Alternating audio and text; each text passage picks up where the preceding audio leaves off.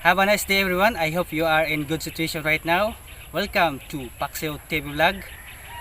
But before that, for those new in this channel, please leave a like, leave a comment, and subscribe. Today we are going to visit Talipapa here in Cagayan de Oro City. And let's check if what kind of seafood we can buy there for our dinner. Come on, let's go.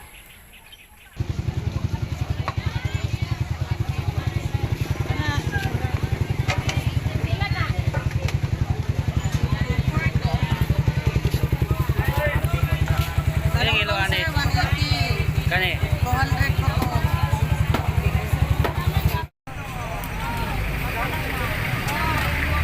Si 100 lang.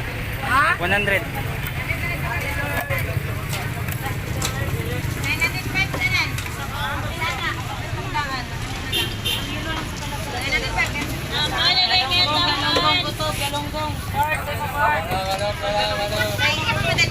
Ayun lang sa'yo.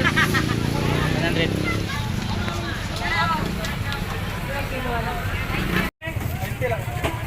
Bangus sir, Ben. Utok sir. Ilang kilo tilapia? 180 sir.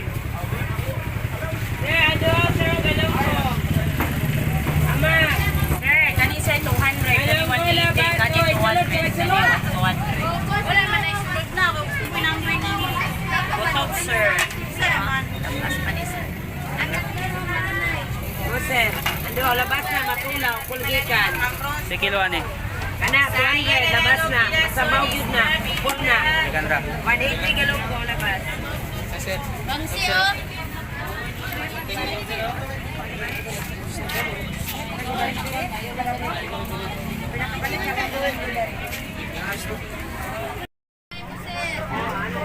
Guapa.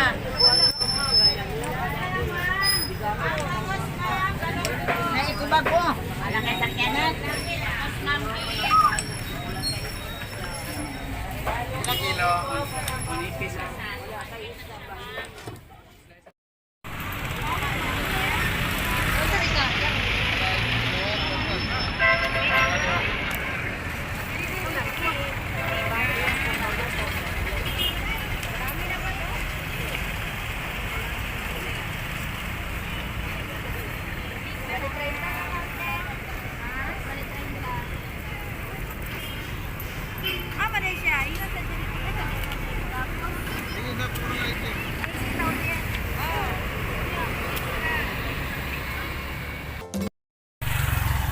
Ayan guys, nakabili na tayo ng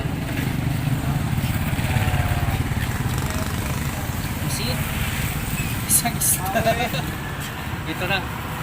Mayroon na tayong lulutuin para sa hapunan natin.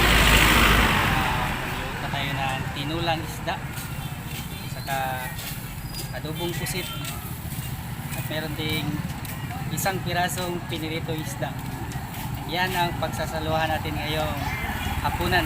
Kaya tara, uuwi na tayo, lulutuin na natin itong nabili nating mga isda dito sa Talipapa ng Cagayan de Oro. Tara na. Ayan, ito na, ready na, nalinis na natin ng mga nabili nating isda saka pusit saka mga ricados. Ayan, simple lang ang ricados na gagamitin natin sa ating tinula.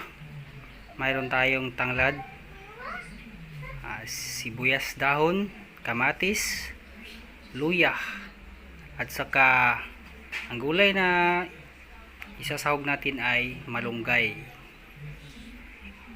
Saka sa pusit natin, ang ating ricados na gagamitin ay luya, sibuyas, ahos, at saka asin, may konting bitsin, MSG, gamitan din natin ng magic sarap, at saka may Sprite. Ito lang ang nabili natin kasi doon sa Talipapa medyo may kamahalan ng mga panindang isda nila, kaya ito lang ang binili natin. Ito na, lulutuin na natin para makakain na tayo ng ating hapunan.